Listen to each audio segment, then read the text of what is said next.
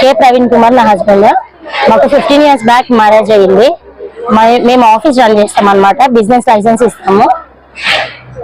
అయితే అందులో ఎంప్లాయీ మా దగ్గర జాబ్ చేసేటామె తనని ఇలా చేశాడు. ఆల్రెడీ ఇంతకు ముందు ఈయనకి చాలా అఫైర్స్ ఉన్నాయి.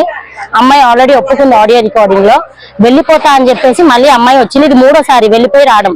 అయితే ఇదేంటి అమ్మాయి వాయిస్ రికార్డ్ పెట్టింది వెళ్ళిపోయింది కదా అని చెప్పేసి మా ఆయన ఇంటికి రాకుండా ఇక్కడే ఉంటున్నాడు. ఈ లొకేషన్ కూడా వాళ్ళే షేర్ చేశారు. ఇక్కడికి రండి కూర్చొని సెటిల్మెంట్ చేసుకుందామని వాళ్ళే మెసేజ్లు పెట్టారు, వాళ్ళే లొకేషన్ షేర్ చేశారు. అట్లా నేను వచ్చాను, నాకు తెలియదు వీళ్ళు ఇక్కడ ఉంటున్నారని. వచ్చాక కొట్టడం స్టార్ట్ చేశాడు. ఆల్రెడీ పోలీస్ స్టేషన్ లో CCS లో మాట్లాడాము. ఆల్రెడీ కోర్టులో కూడా ఇది ఛార్జ్ షీట్ అయిపోయింది.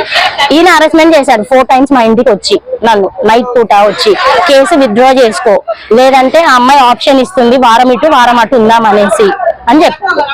సో ఇప్పుడు నేను వచ్చి అడిగినందుకు నా మీద ఏమంటారు కొట్టాడు. ఆల్రెడీ ఆడియో రికార్డింగ్స్ వీడియోస్ కూడా అన్ని ఉన్నాయి. నేను అడగనీకి వస్తే కూర్చొని మాట్లాడదాం అసలు ఏంటి మీ సమస్య అంటే, నా హస్బెండ్ నాకు కావాలి అనేసి నేను చేశాను. ఇప్పుడు 3 పిల్లలు ఉన్నారు. ఏం సెటిల్మెంట్ చేయకుండా వెళ్ళిపోయాడు. పైనుంచి నా మీద అలిగేషన్స్ బ్లేమింగ్ వేయడం అన్నమాట. సో అట్లా జాబ్